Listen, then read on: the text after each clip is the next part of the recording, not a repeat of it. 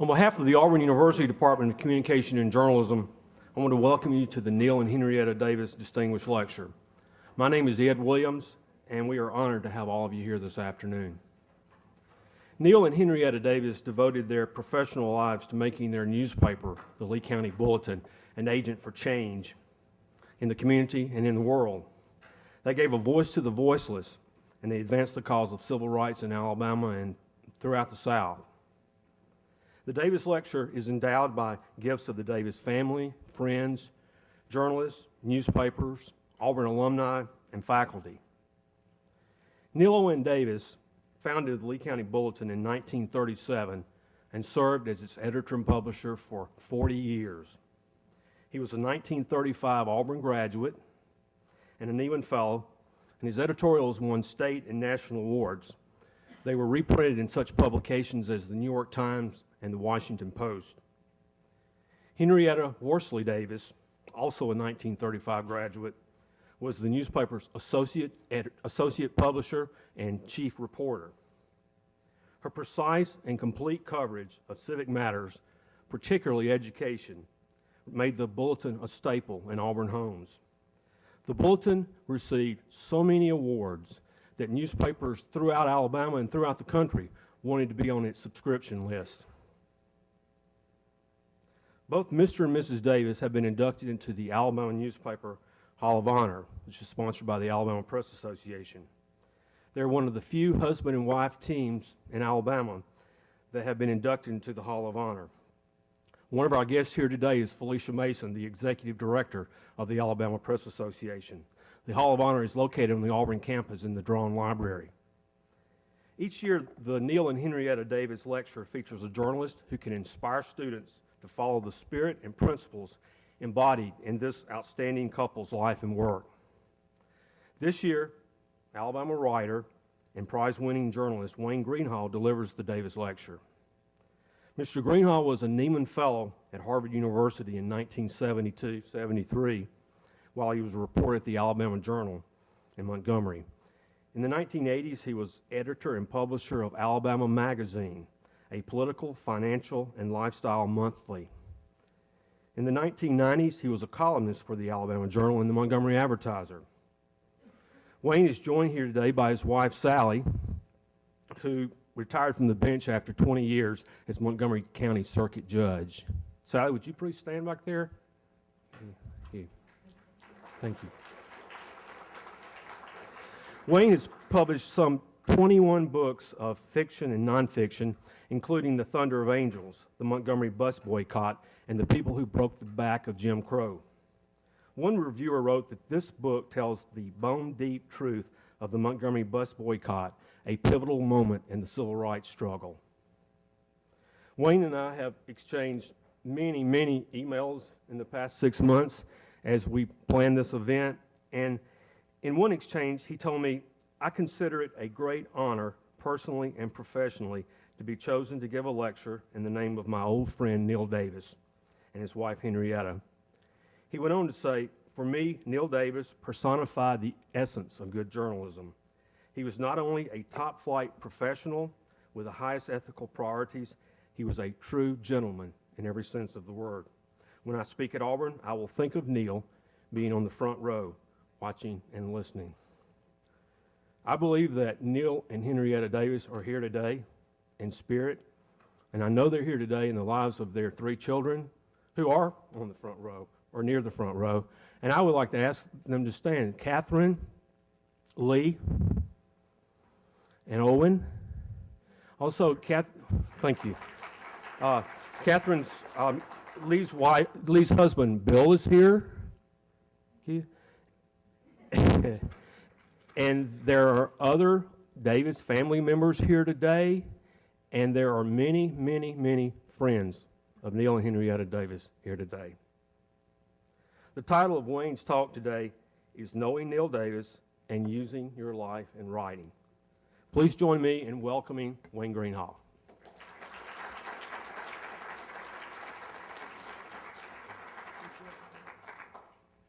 Thank you, Ed, and thank all of you for coming out.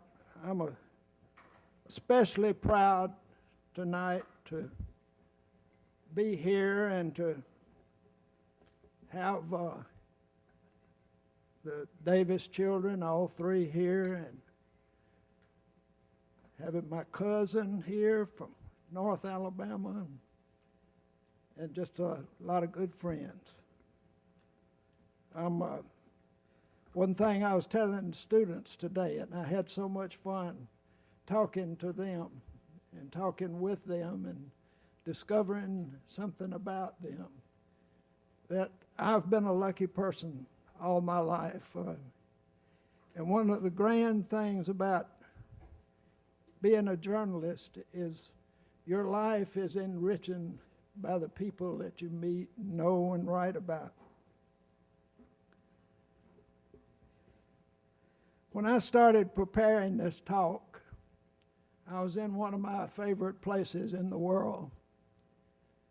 I have a lot of favorite places in the world, but among them is my little tiny officina high up in the hills overlooking the Spanish colonial town of San Miguel de Allende. As I sat up there and started thinking about Neil Davis, I thought about one of the last times I talked with him. I had just come back from a trip to Mexico, down Taxco, and I was walking around the streets of that hill town down in southern Mexico, and I was kind of tired. Sally was shopping, and I got myself a cold cerveza and sat down and looked at this bust of this man, and I started trying to make out the words in Spanish. My Spanish not the best in the world.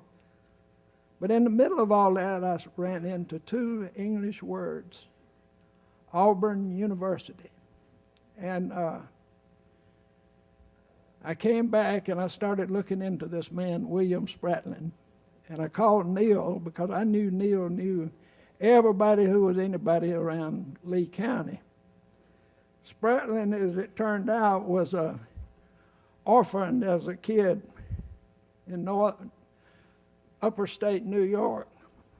His parents were killed in a car wreck. And he came down here as a boy to Lee County and lived with his grandparents and I think an aunt. And Neil told me about meeting Spratlin one time when he came here to receive an honorary doctorate from his old school at Auburn. He had started the school here when he was like 14 or 15 years old. And he was such a prodigy. He was such a great architectural draftsman that Tulane University hired him as a lecturer before he even graduated here. Later he went to Mexico and he designed jewelry. He reinvented the silver industry around Taxco. His jewelry is fabulous. Neil Davis, I met him through my old editor at the Alabama Journal, who hired me back in 1964. Ray Jenkins was his name, and he now lives in Baltimore. He's retired from the Baltimore Sun and is still a great friend. We email quite frequently. And he introduced me to Neil Davis. Neil would come over to Montgomery, and we'd have lunch, and he and Ray would talk. Back in those days, I'd just sit and listen. I wouldn't do all this talking. But I was thinking about those days when Ray Jenkins had just returned from Harvard as a Nieman Fellow. Neil Davis had been a Nieman Fellow back in the 30s. His curator was a man named Archibald MacLeish, who was a poet, and a playwright, quite a fellow. And he and Ray would talk, and I would listen. And I told myself, I said, I'm going there. I'm gonna be that. I'm gonna follow in these guys' footsteps one way or the other. I know that they did a lot to encourage me back in those days, although they never said as much. They let me kind of fight on my own, and I enjoyed doing that. When I was 15 years old, I went to work as a part-time sports reporter, or at least that's what I called myself, at the Tuscaloosa News. Somebody out there knew back in those days. And what it was I would sit at the desk on Friday nights, and I'd take stringers would call from Gordo and Reform, Kennedy, all over West Alabama, and give me the scores of the football games, the high schools. And I'd write little two-paragraph stories. Occasionally I would get carried away and get it up to 4 or 5 paragraphs, but the editor would knock it back down to 2 paragraphs real fast. He let me know right away that I wasn't yet a journalist. But we had fun. And I was telling some of the students this morning, from the time I was 17 until I was 20, I saw more bad basketball than any person should ever have to endure. And I struggled mightily to describe a jump shot or a point guard going down the court, somebody throwing a free throw. It was very, very tough work. But I enjoyed it nevertheless, but I haven't really sat through another basketball game from beginning to end since those days, I don't think. At the University of Alabama, Tuscaloosa, where my parents moved when I was about 12, I worked on numerous publications, the Crimson White newspaper, the Mahout humor magazine, Comment literary magazine. I even wrote poetry, and it wasn't good poetry, but it was poetry. And I enjoyed doing it. As a member of Sigma Delta Chi journalism fraternity back then, we wanted to invite William Bradford Huey, the controversial journalist and novelist from North Alabama at Hartselle. We wanted to invite him to speak to our annual banquet. Frank Rose was president of University of Alabama, and he remembered Huey writing a story for a magazine and criticizing the University of Alabama for giving football players a little leg up on their academic side. They would, and Dr. Rose told us that you cannot have him on this campus to speak. We won't have him here. Of course, we were thinking mightily about the freedom of the press back then, and we met amongst ourselves. We called Mr. Huey, and if any of you had ever met Bill Huey, he was a pretty acerbic human being, and he told us, said, well, y'all invite me and I'll come. So we decided we'd just have our banquet off campus at the Stafford Hotel downtown.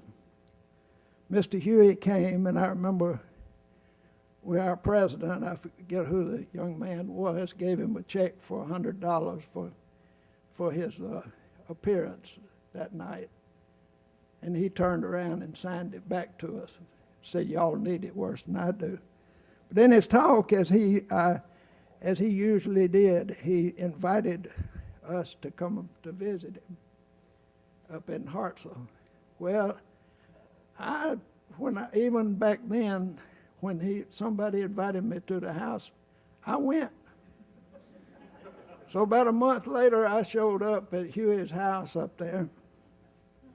He fed me a good dinner and a little bourbon whiskey, and we became great friends. I loved Bill Huey.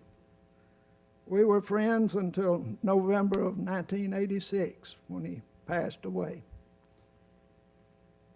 Just a week or two before he died, he came down to our house.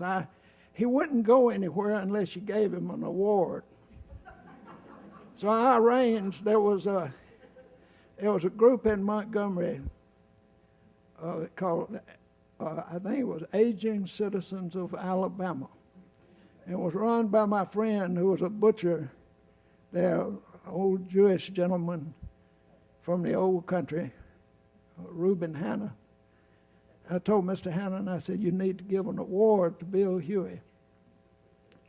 And when I called Bill to tell him about he was going to get this award in Montgomery, they had to present it to him in Montgomery. He asked me, he said, well, hell, you giving it to me because I'm old or what? I said, well, that's good enough a reason.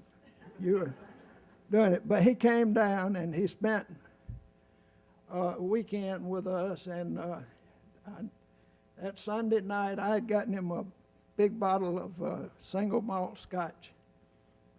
I think we still have just a little bit of that scotch left at the house that Bill drank that night while he sat and told us stories, and everybody, he regaled the whole outfit. After school, after I finished, well, actually didn't finish, I left before I finished. Finally finished school when I got down to Montgomery and went to night school, pick up an extra class or two with some needed points.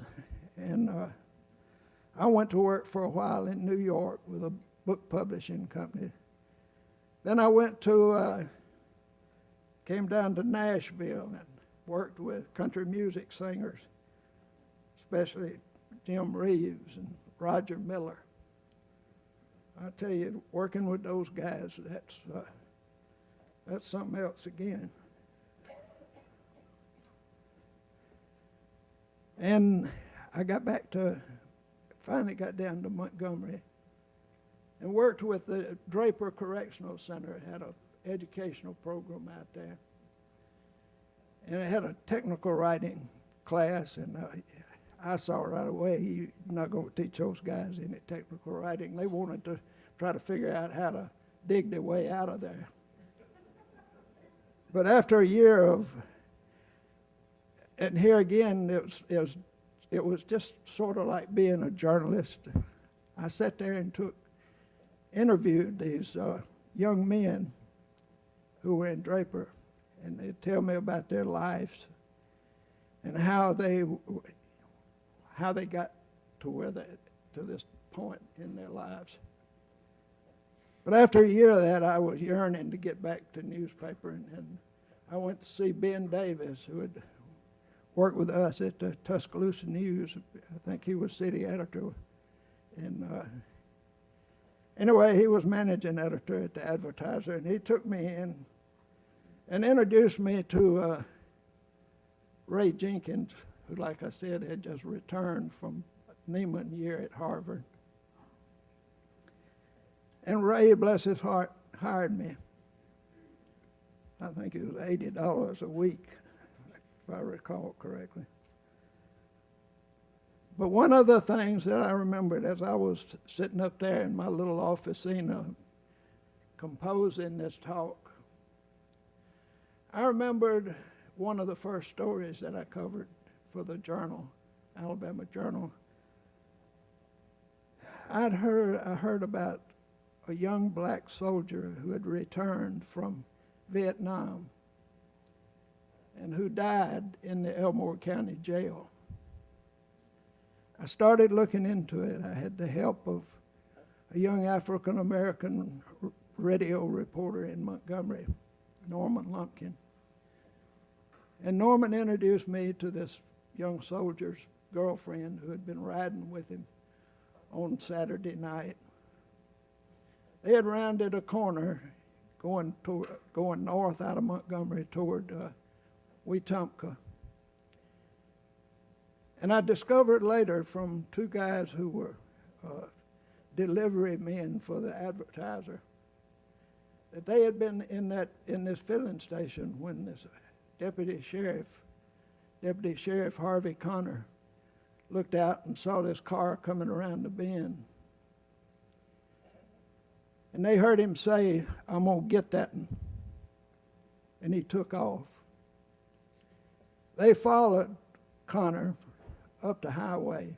These two men did. They pulled off into a rest stop when he pulled the car over that a young man named James Earl Motley was driving. Connor pulled Motley out of the car, marched him down the side of the highway, and hit him in the head with a billy stick, one of those short leather billy sticks with the weight in the middle of it. He fell to his knees. About that time, a state trooper pulled up, and Connor hit Motley several more times until he fell out on the side of the highway. The state trooper helped him, put him in the car, into the deputy's car. And then these two fellas followed them up to Wetumpka. And behind the Wetumpka or Elmore County Jail is a high hill there. And they parked up on top of that hill and watched the scene when the deputy sheriff and the state trooper pulled this body out of the back of the deputy's car and toted him into the jailhouse. On Sunday morning, the deputy said that Motley had fallen out of his second bunk up and hit his head on the concrete, killing him. Well, I wrote about this, described it. I just had bare facts in the beginning. And then finally, when these two white men, which was a whole lot of difference back in 1964, told me about, they would meet me in places and would tell me these stories and with all the details. The Elmore County grand jury no-billed the case. 24 hours later, the FBI, the U.S. Attorney's Office in Montgomery, arrested Connor and charged him with violating Motley's civil rights under color of the law. When it came to trial, the trooper tearfully told about what had happened, how he had watched it, and said that when they carried Motley into the jail, that he wasn't moving, but blood was pouring out of his body. A day later, an all-white jury in U.S. District Court in Montgomery found Harvey Connor not guilty. I was mad as a dickens, and I was cussing and carrying on. That was later in the night, not in the courtroom. My friend Gene Roberts, who had come over from Atlanta to cover the trial for the New York Times, he told me, he said, "Wayne, this happens all over, but," he said, "what you did was you cost that man $25,000 or $30,000 in attorney's fees. Said the next time he heads off after somebody, he'll think twice before he hits him.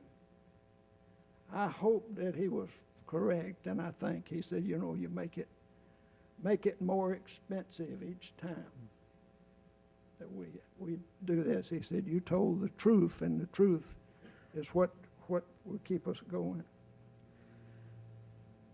About a month ago, watching Barack Obama being sworn in and watching the inauguration, I recalled Motley and Connor and those people. Watching it, I thought, Lord, we've come a long way. And yet I wonder sometimes just how far we have come. I couldn't help but think about Neil and Henrietta Davis and what their thoughts would be on watching President Obama standing there and talking. Neil Davis many times told me when I'd meet with him and Ray, or told both of us, how much that he tried to write when he was writing editorials, and he was still writing them then in the Lee County Bulletin, what he thought of how the value of human lives, the value of a soul. On another, one of the things that runs throughout my life and is like this talk is I love reporting. I love writing. I love telling about how people live their lives. I'm telling the young people today in the classes that how fun it is to learn about new human beings, people you didn't know yesterday. We enjoy talking to people. I enjoy listening to folks. Here in Mexico,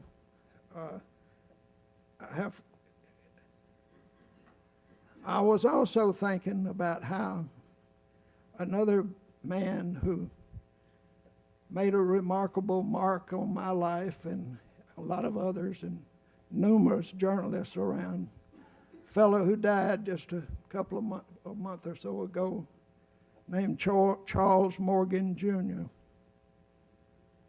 Chuck Morgan was quite a fellow.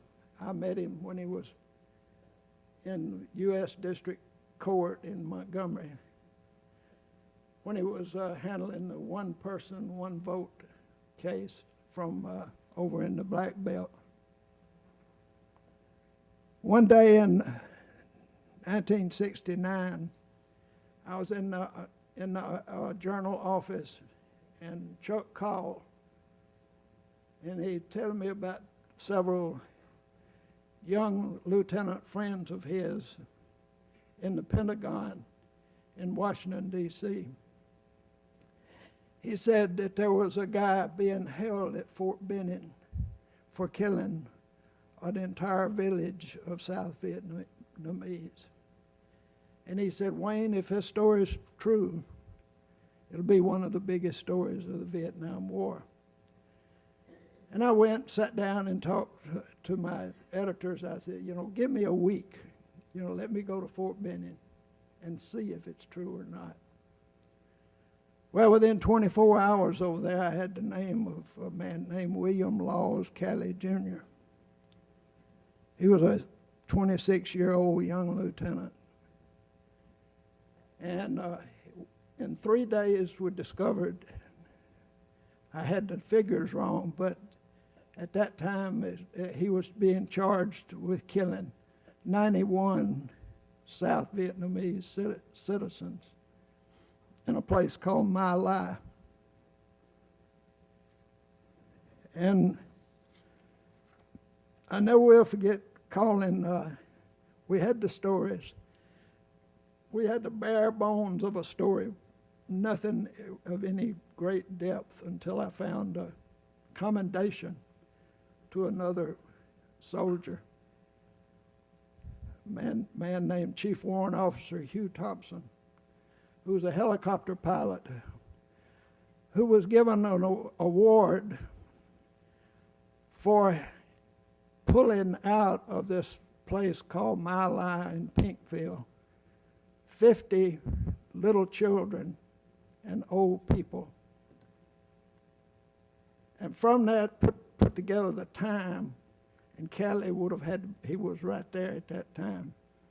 Then found another soldier who was there at the same time and put that together. It's like piecing together a jigsaw puzzle. Finally, I was sitting at the desk. I was tired. I was whipped out. I'd been talking to all these people and trying. Nobody much would talk. I had to go with official documents. But I called old William Bradford Huey, and I said, "Bill, what would you do?" He said, "Hell, I'd run with it." He said, "What you got, Wayne, is what you have to have, and every reporter has to have it, a certain amount of it. It's something called audacity." And he said, sometimes all you got is a feeling in your gut and audacity. And I guess we had a lot of audacity, because we ran a headline across the top of November 12, 1969, read Fort Benning probes Vietnam slayings. And we had to figure at that time at 91. It turned out I think it was 109. I lost a zero in there somewhere.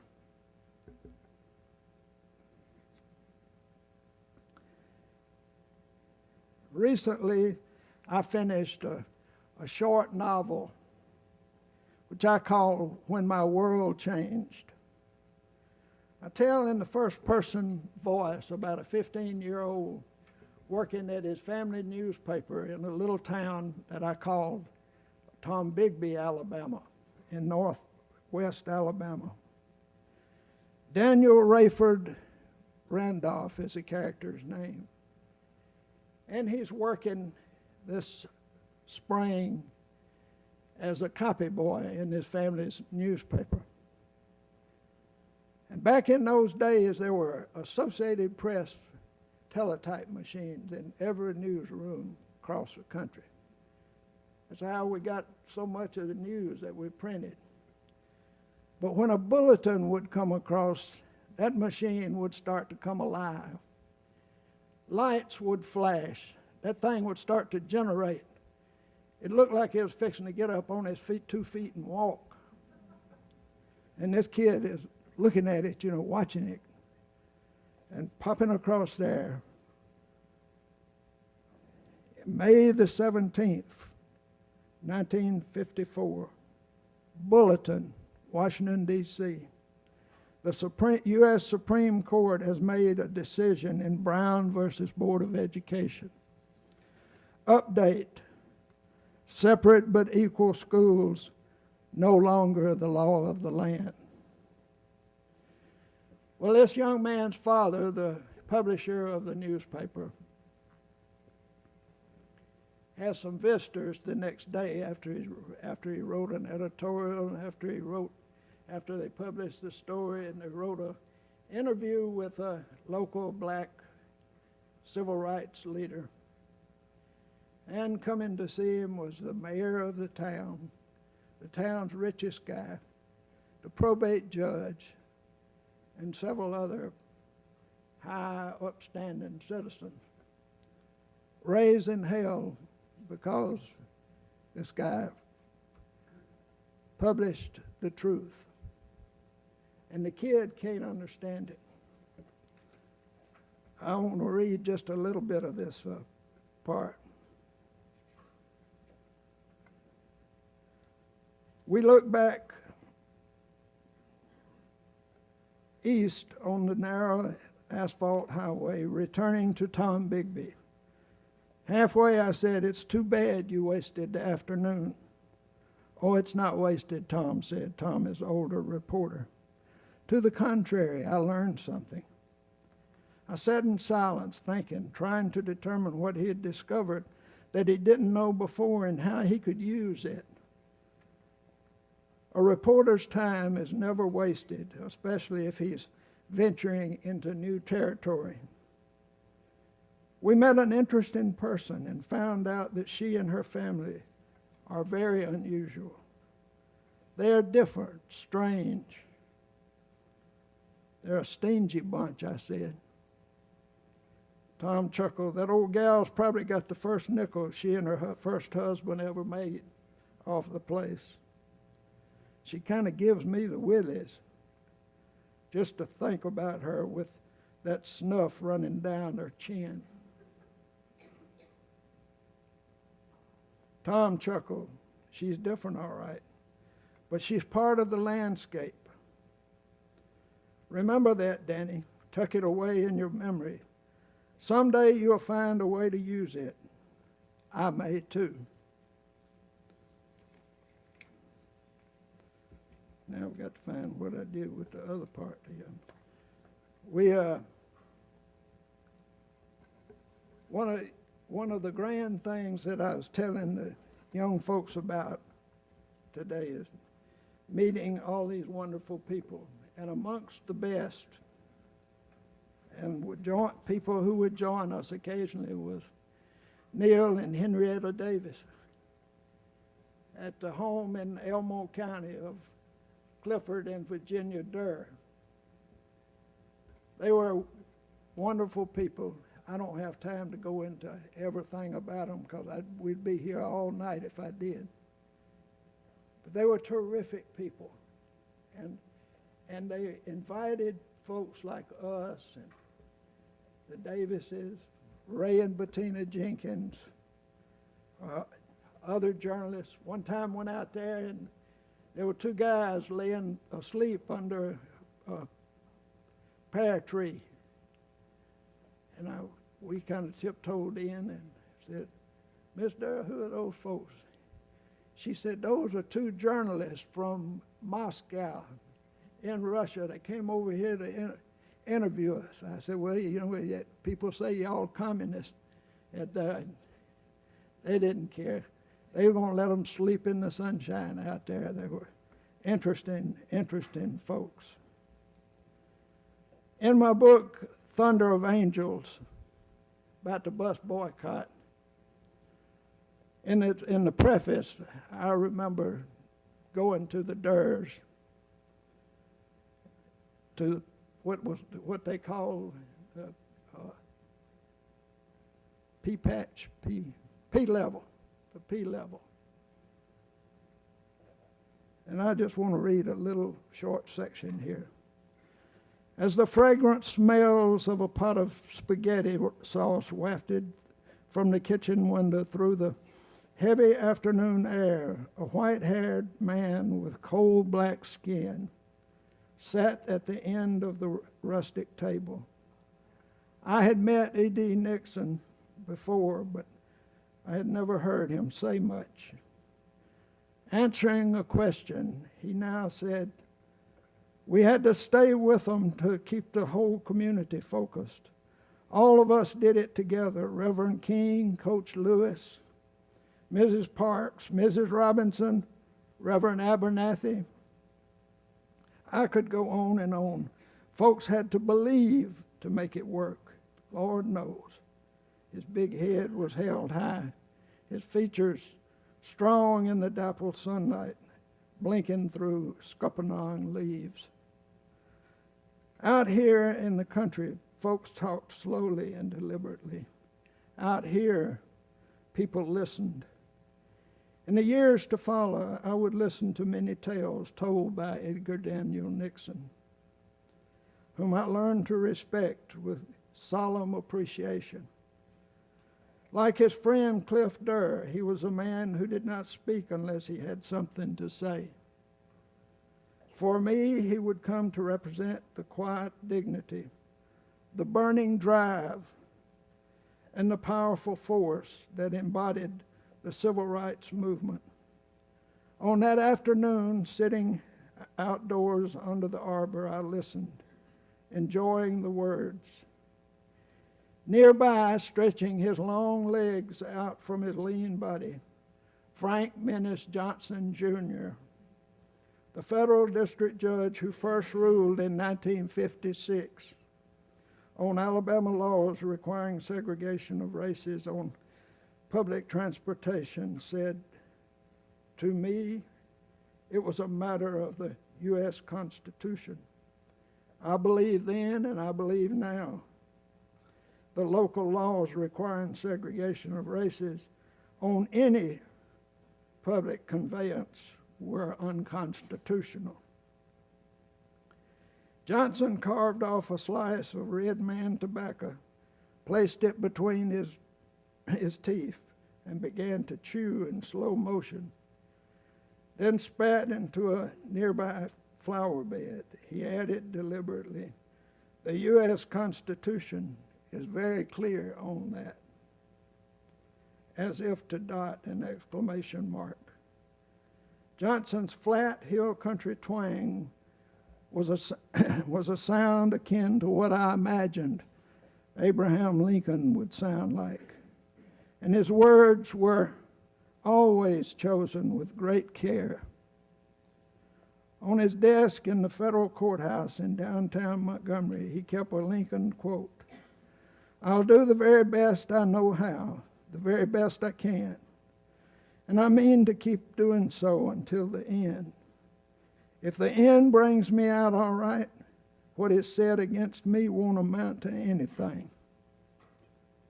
If the end brings me out wrong, 10 angels swearing I was right would make no difference." From the kitchen, carrying a large wooden bowl filled with tossed salad, stepped the large woman with the large voice, Virginia Durr.